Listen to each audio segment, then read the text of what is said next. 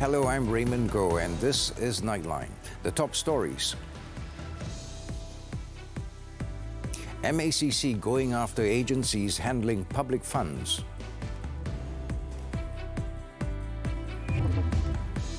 Malaysia and Indonesia to discuss crude palm oil benchmark price. And UMNO's large-scale cleansing fate of KJ and saboteurs to be known on Friday.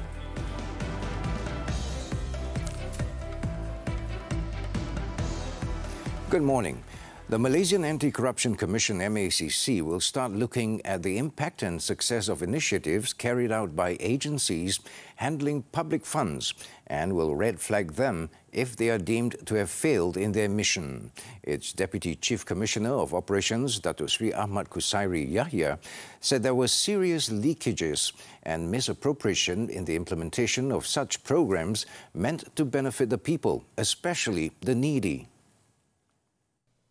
In a strongly worded statement on Thursday, Datuk Sri Kusairi highlighted the culture of greed and fading value of integrity among several companies tasked with assisting the government to channel funds or aid to the needy during the COVID-19 pandemic. He said these economic opportunists had taken the opportunity to profit from the rights and sufferings of the affected people, and this also prevented the economy from growing as expected. The senior MACC official stressed that this is a form of leakage that the government should pay attention to, as there are numerous loopholes that create room and opportunities for abuse to happen, such as weaknesses in the process of authenticating information submitted by applicants, which had resulted in several companies being owned by the same person making multiple claims. He pointed out that the nationwide emergency from January 11th to August 1st, 2021 was also used as an excuse to not perform due diligence on applicants. He also said there were no clear mechanisms to monitor the programs or activities that were supposed to be carried out to ensure they were implemented properly. Datuk Sri Kusairi added that a concerted effort by the MACC, together with other enforcement bodies, has led to the arrest of 133 company owners or directors last year for their alleged involvement in the misappropriation and leakages of funds and aid. More than 100 companies were also investigated for misappropriation of funds, estimated to a total of 194 million ringgit. To date, 34 company owners or directors have also been charged in court with submitting false claims. Malaysia will not tolerate the act of burning any religious book or text, as it is clearly a violation of the right to freedom of religion and belief of every individual. Prime Minister Datuk Sri Anwar Ibrahim said this barbaric act is only aimed at provoking and causing discord among the people. We in Malaysia will not tolerate not only the burning of the Quran, the burning of the Bible or the Hindu text, because we value humanity. We respect the right of every person. In advance, Datuk Sri Anwar was commenting on the act of burning the Quran by extremist Swedish-Danish far-right politician Rasmus Paludan outside of the Turkish embassy in Stockholm earlier this week, which sparked outrage among Muslims around the world. He reiterated that the government condemned such acts and called for action to be taken against the politician to check what he called an alarming rise of Islamophobia in Sweden. The Prime Minister also said he had asked Foreign Minister Datuk Sri Zamri Abdul Kadir to call the Swedish ambassador and convey Malaysia's disgust towards Swedish tolerance to the burning of the Quran in the country.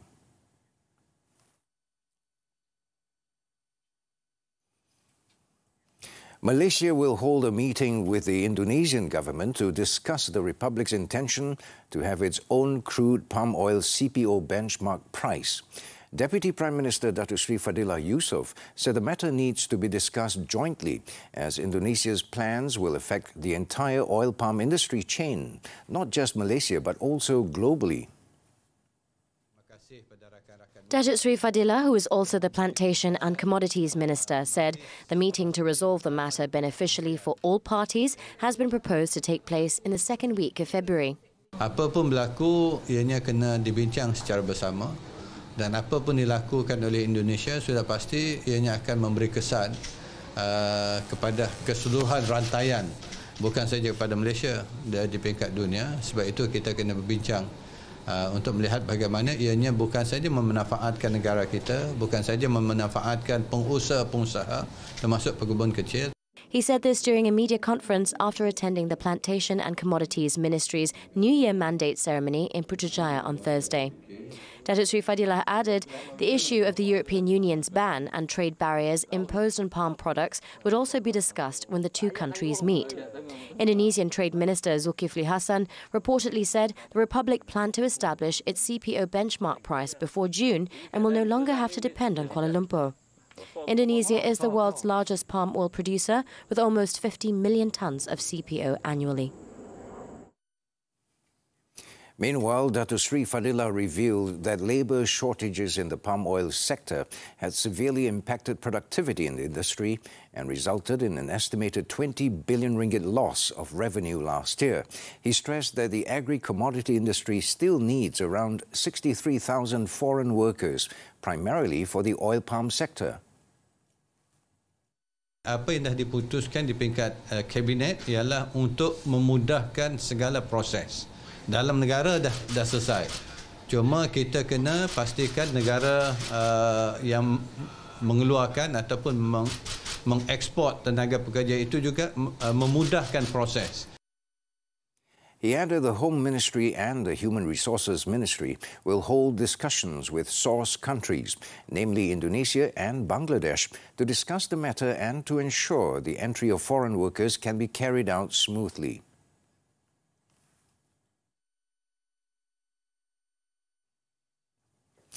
Now, the Indonesian government's intention to have its own CPO benchmark price could change the palm oil market quite considerably, not just in Malaysia but globally. Malaysian Institute of Economic Research, MIER, Senior Fellow Professor Dr. Jeffrey Williams said that the move can lead to different price levels which may benefit the main users of palm oil, such as industries and food manufacturers. However, it would also mean more competition in the market for Malaysia. We have a new challenge, which is that in the face of all of these global changes in the palm oil industry, Indonesia is looking more and more confident in taking its own position and now to set its own benchmark prices, and the effect on Malaysia will be significant. Unfortunately, Malaysian palm oil producers tend to be rather conservative in their approach to management of change, and they do tend to rely very much on the size of the industry and the fact that Malaysia is the second largest producer of palm oil, and palm oil products are in very high demand. And I think that makes them a little more reluctant than they should be in order to adopt changes into the industry. But now international factors may be forcing these changes onto them, and that would be a very significant change, not just in the international market but also in the Malaysian market. He also said due to this, Malaysia has to be prepared to change its palm oil business model to manage the competition in the market. He added that Malaysia could also cooperate closely with Indonesia to establish how the new market system with two benchmark pricing as well as derivative pricing could benefit both countries.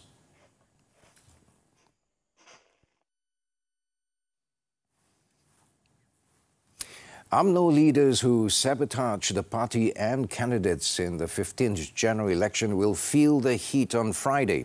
Its president, Datuk Sri Ahmad Zahid Hamidi, also said that former youth chief Khairi Jamaluddin's fate would be known after the Supreme Council meeting. Tunggulah apabila Majlis Tinggi membuat mesyuarat. Untuk dia secara individu tidak penting. Saya kata dalam Perhimpunan Agung baru-baru ini kita akan lakukan pembersihan secara besar-besaran, termasuk mereka yang mensabotaj parti dan calon parti di dalam pilihan raya umum yang lalu, dan mungkin termasuk orang yang menembak kaki sendiri ketika pilihan raya diadakan. Datuk Sri Zahid said this to reporters after the Rural Executive Councillors and Ministers Coordination meeting in Putrajaya on Thursday. He added that the identities of those who will be sacked or suspended would only be revealed after the Supreme Council concluded its meeting. Prior to this, Khairi had criticized party leaders and demanded that the top 2 party posts be contested in the upcoming UMNO elections. During the party's recent assembly, the former Rembau MP also claimed that imported delegates were being brought in so that the motion to ensure there was no contest for the top 2 posts could be passed. Meanwhile, Datuk Seri Ahmad Zayed said the media plays an important role in relaying information on government policies and programs to the people and also serves as a medium to obtain feedback on its effectiveness. The Deputy Prime Minister added, in addition to the Rural and Regional Development Minister portfolio, he was currently tasked with implementing many agendas in a new approach for target groups. Dalam konteks KKDW, kerana program kementerian ini bermula daripada pendidikan prasekolah hingga ke peringkat universiti dan sekolah menengahnya termasuk MRSM, juga beberapa bidang yang menjadi keutamaan pada kementerian ini harus dikongsi maklumatnya dengan halayak rakyat pada keseluruhannya. Maka media, khususnya media prima, insya-Allah akan terus menjalin eratkan kerjasama dua hala antara kerajaan khususnya KKW dengan. He said this at a media conference after the Deputy Prime Minister's Santai Pagi program, with the top management of Media Prima Group Berhad, led by its chairman, Datuk Seri Dr. Syed Hussein Al-Junaid, and Group Managing Director, Rafiq Razali. Kami ingin mengucapkan ribuan terima kasih kepada Yang Amat Berhormat Timbalan Perdana Menteri Datuk Seri Ahmad Zahid Hamidi kerana menerima kunjungan kami daripada pihak Media Prima pada hari ini. Alhamdulillah, banyak perkara berjaya kami bincangkan, antaranya bagaimana untuk mengukuhkan lagi kerjasama di antara pihak kerajaan dan kementerian dengan pihak Media Prima. Also present during the visit were the New Straits Times Press Malaysia Berhad Group Managing Editor, Dato' Ahmad Zaini Kamaruzaman, and Media Prima Television Network's Deputy Group Editor for News and Current Affairs, Azhari Muhyiddin. The number of flood victims in Sabah and Pahang continued to increase, while Johor recorded a drop and the numbers in Sarawak remained unchanged as of Thursday night. Currently, over 11,000 people have been evacuated to 78 temporary relief centres in the 4 flood-affected states. In Sabah, the number of victims in 3 districts rose to 6,453 people, who are sheltered at 25 flood relief centres in 3 districts. The State Disaster Management Committee Secretariat said the highest number of victims are in Kota Marudu, with 4,789 people, while Pitas and Paitan are expected to see more evacuees. In Johor, the number of victims at the flood relief centres continued to drop, with 4,575 people recorded on Thursday night, compared with 5,427 earlier in the afternoon. Pahang saw the number of evacuees increase slightly in Rompin from 320 to 323, while in Sarawak the number of flood victims remained at 56. 9 Palestinians killed in Zionist regime cruelty. This and more from the Foreign Front when Nightline returns.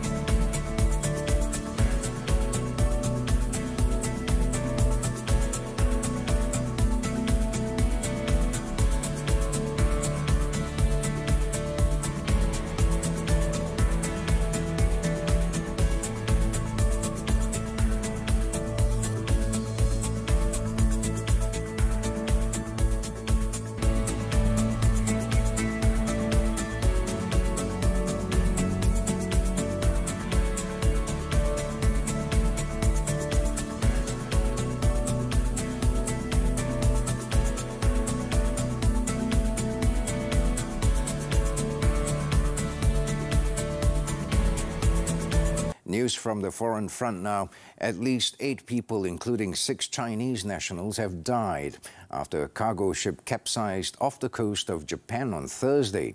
According to authorities, multiple vessels and aircraft from Japan's Coast Guard and military have been involved in the search, which retrieved 13 crew members. 5 of them were in stable condition.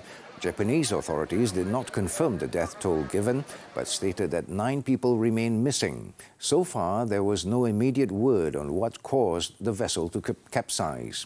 The Jintian, a cargo ship that had a crew of 22 people, sent a distress signal on Tuesday evening from a position around 110 kilometers west of the remote and uninhabited Danjo Islands in far southwestern Japan.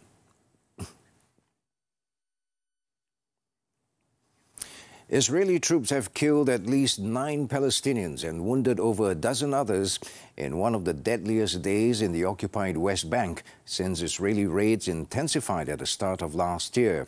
Palestinian officials on Thursday said an elderly woman was among the dead, while 20 others were injured with live ammunition in the raid on Jenin refugee camp. It was reported that 4 of the injured were in critical condition. The situation on the ground was difficult, with injuries continuing to pour into hospitals and Israeli forces obstructing the work of ambulances and medics. The Zionist regime also fired tear gas canisters towards the hospital, which seeped into the children's division, causing suffocation injuries. Thursday's reported fatalities brings the number of Palestinians killed by Israeli forces in the West Bank so far this year to 29 people, including 5 children.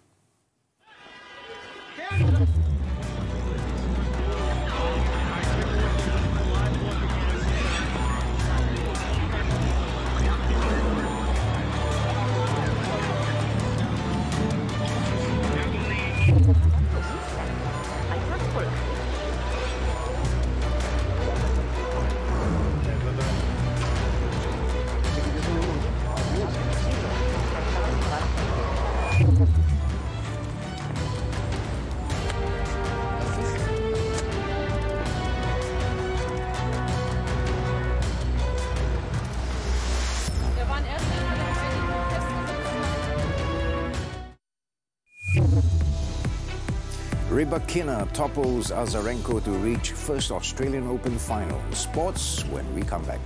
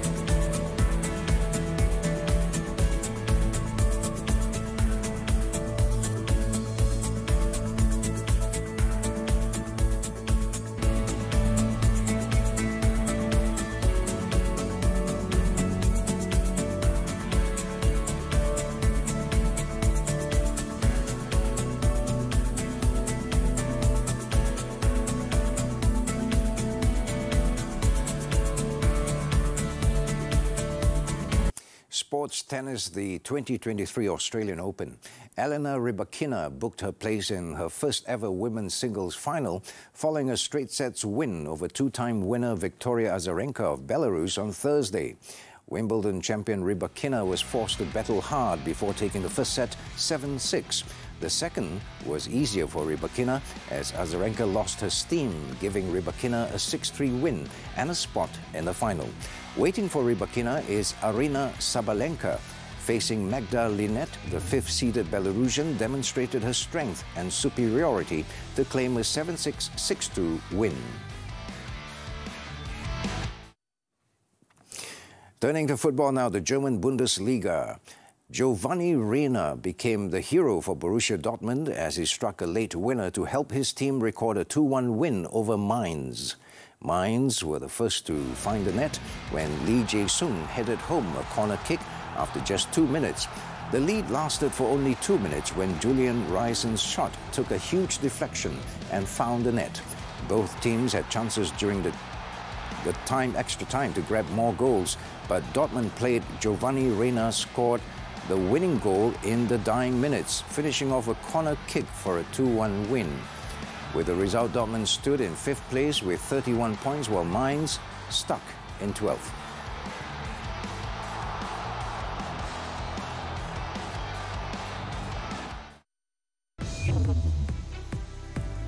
Six charged with submitting false Penjana Kerjaya claims. This and more after the short break.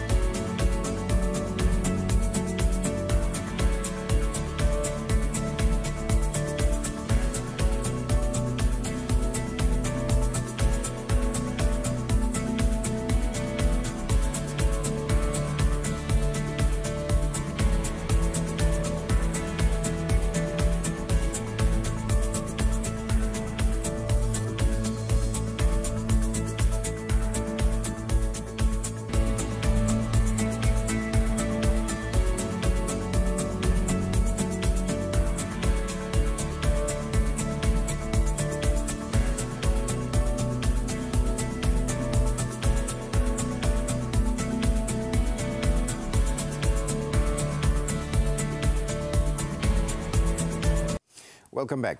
3 individuals, including a former candidate in the 15th general election, were charged in the Kuala Lumpur Sessions Court with 50 counts of submitting false claims to the Social Security Organisation for the Penjana Kerjaya 2.0 incentives worth 2.4 million ringgit.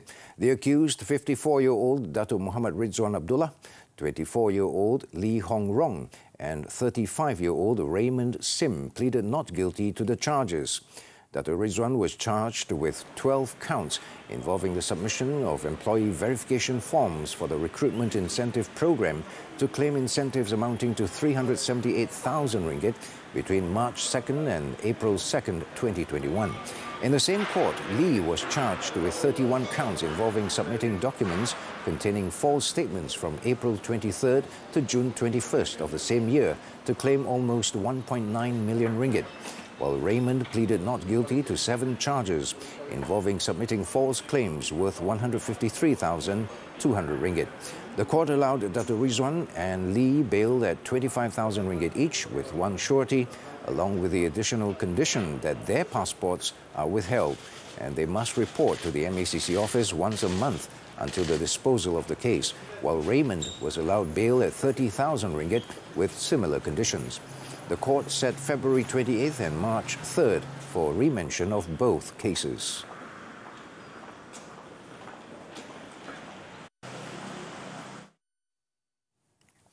In Malacca, a businessman has been charged with 3 counts of submitting false claims worth 1.12 million ringgit to SOCSO for the Penjana Kerjaya 2.0 incentives. 38-year-old Muhammad Ezahar Mansour pleaded not guilty when the charges were read out before Judge Elizabeth Paya 1 at the Ayakaro Sessions Court. For the first charge, Ezahar, with the intention of deceiving Malacca Perkeso Employment Service Officer Nur Shahira Nordin, entered the names of 19 people, purportedly employees of Ezahar Maju Enterprise, into the Penjana Kerjaya 1.0 system at the Malacca Sokso Employment Service Officer Unit on October 10, 2020. For the second charge and the third charges, Ezahar is accused of entering the names of 49 and 35 people who are not Ezahar Maju Enterprises employees into the Penjana Kerjaya 1.0 and 2.0 systems on October 6, 2020 and April 21, 2021. The court allowed bail of 30,000 ringgit in one surety for all three charges and set February 10th for mention. The accused was ordered to report to the Negeri Sembilan MACC office once a month until the disposal of the case.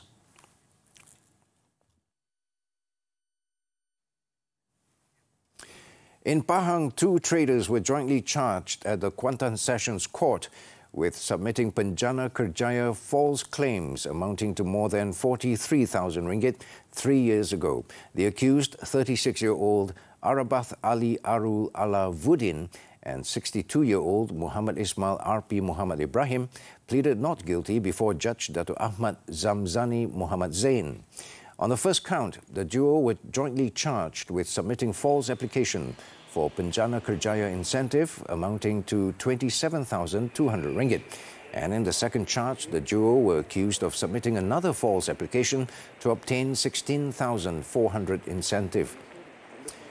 Both men were alleged to have committed both the offences at the Temerloh Pekeso office on October 5th and 6, 2020, respectively.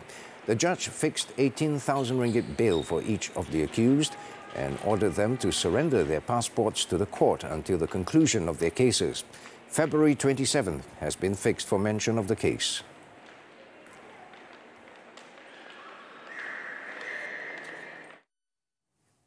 Weddings have gotten completely out of hand as the industry has nowadays set an unattainable standard for young couples. With bridal magazines and diamond companies continuing to portray the idea that weddings need to be fairy tale-esque, the cost for a wedding reception could easily hit hundreds of thousands of ringgit. However, with recession expected to hit hard, will the lovebirds spend lavishly for their reception or settle for second best? Noreen Razmin finds the answer. It is everyone's dream of having a sweet and memorable wedding reception. Some even put aside the concern for cost just to have a lavish reception filled with expensive flowers, lights and attires. The wedding reception of King Charles and the late Lady Diana cost a whopping $137 million in 1981, with Diana's dress itself costing around $36,700. Whereas in Malaysia, over 12 million ringgit was spent on the reception of Datuk Seri Siti Nurhaliza and Datuk Khalid Muhammad Jiwa, with the wedding cake itself costing 12,000 ringgit. And just last year, a couple in Sabah spent 1 million ringgit on a Cinderella-themed wedding. These were all before the world's prediction of a recession in 2023, which should act as a reminder to the young couples to plan their wedding budget wisely. However, for wedding specialist East Chin, the recession will have very little effect on the billion ringgit industry. Overall, I would say that with the recession coming, the overall cost and the expenses that is going to be spent in the market will drop a little. But I would say that instead of using the word the budget has dropped, I would say that the budget has shifted.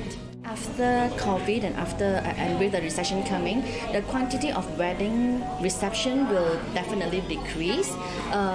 Instead of doing major wedding event, most of the couple, they will opt for a more personalized small luncheon or a small ceremony. We have been through economic crisis before, and for wedding industry, it is so-called recession-proof, as in the people who is going to be wedded, they will still choose to be wedded. With the increasing cost of a wedding reception, some couples opt for loans to pay for their wedding preparations, ending up servicing the loan for a long period of time. According to some international research, married couples who spent more than 70,000 ringgit on their wedding were 46% more likely to split than those who spent half of that amount. For example, Kim Kardashian's first wedding in 2011 had cost $10 million US, not to have the couple file for a divorce merely 72 days later. For Associate Financial Planner Erin Adlina, the wedding industry will only continue to grow as it adapts to the modern standard. It's normal for most people to tend to overspend for their wedding. With a recession looming, personally, I feel like we should be more careful with how we spend on weddings. Perhaps do more homework on venues that are cheaper than doing at hotels. I personally feel that couples are less inclined to spend more now that the recession is coming. Most would rather spend on their honeymoon instead. And I believe even with the recession, I would definitely suggest that couples do not postpone their wedding, but instead try to adjust their finances and their expenses to make sure that the wedding can still happen. When it comes to couples spending their lifelong savings, it is easy to become distracted by the fancy lights and the lavish decor that some quickly shift to the mentality of a once-in-a-lifetime day. Instead of postponing the reception, couples could opt to find other alternatives that can help to keep the spending well within the budget. The wedding industry seems almost recession-proof, with Malaysia's wedding industry seen as one of the most lucrative businesses in the country, reportedly valued up to 7 billion ringgit. However, with recession expected to hit us hard this year, it is a wise decision for lovebirds to plan their wedding expenditures to avoid wastage. There are ways to make your ceremony look ultra-luxe on a budget. Nurin Razmin for Nightline, TV3.